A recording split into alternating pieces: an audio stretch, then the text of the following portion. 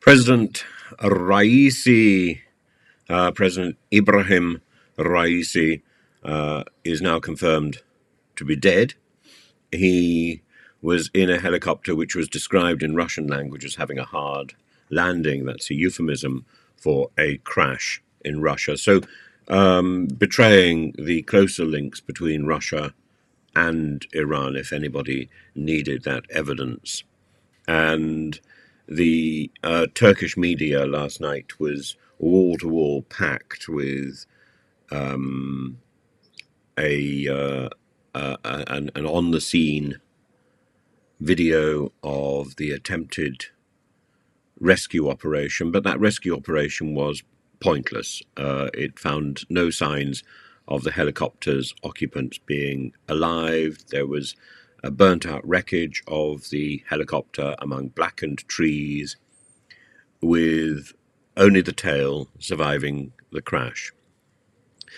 There's elements of the Prigozhin story popping up.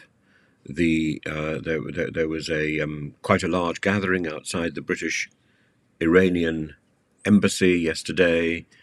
It wasn't a gathering of doom, it was a gathering of festivity, celebrating the expected news, which is now confirmed, that the president, who was heavily involved in executions in the 1980s, who was heavily involved in the rise of the Iranian,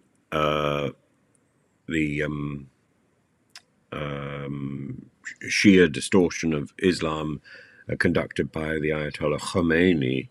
The big problem with the Ayatollah Khomeini is summed up in his transformation of the idea of suicide, which is twice condemned explicitly in the Quran, is condemned in various hadiths.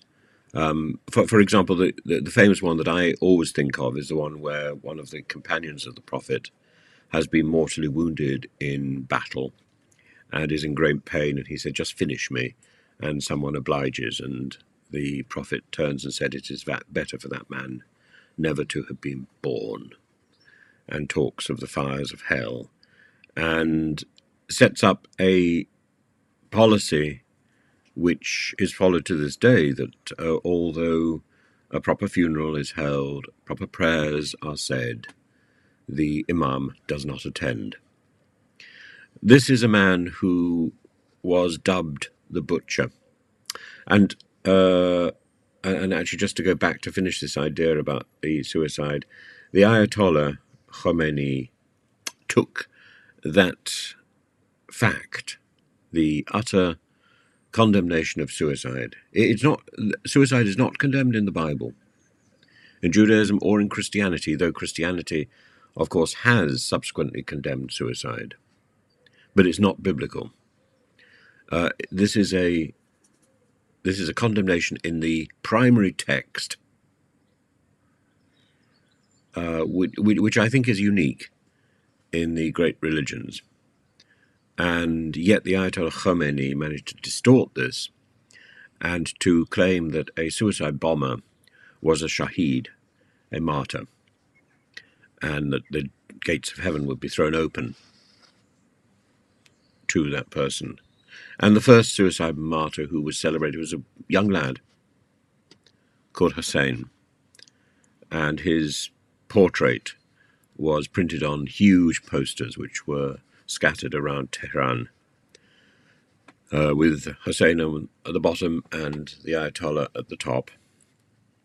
And indeed, the commemoration of his death in front of a tank, you can think of that amazing scene in Tiananmen Square where the young student stands in front of a tank, an anonymous young student. I don't think he's ever been identified.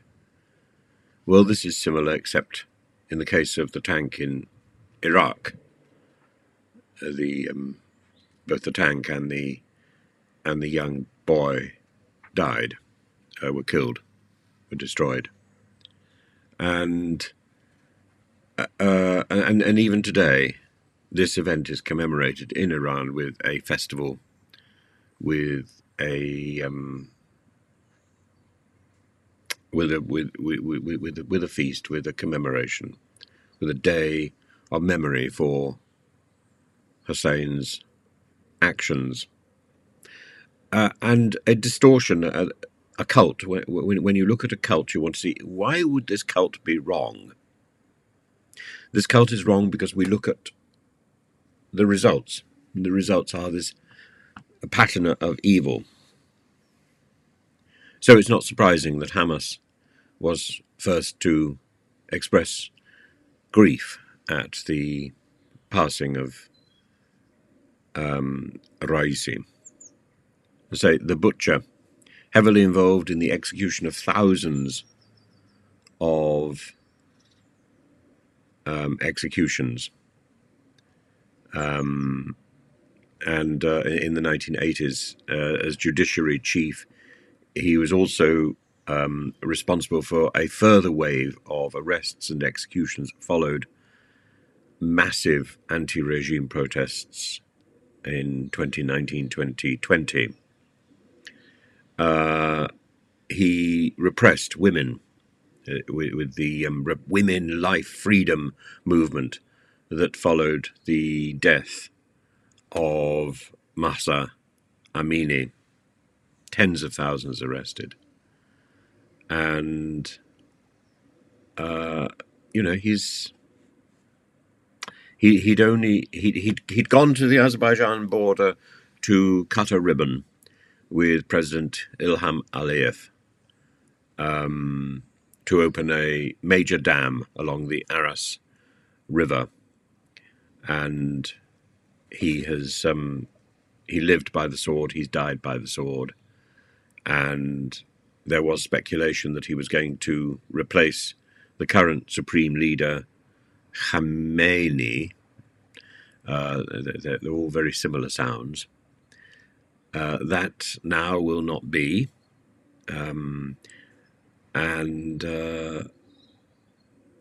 His Khamenei's son, Mojtaba, will probably move to being the next supreme leader. Raisi was a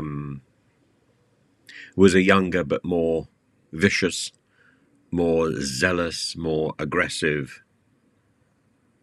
version of the original proponents of this perversion of Shia Islam.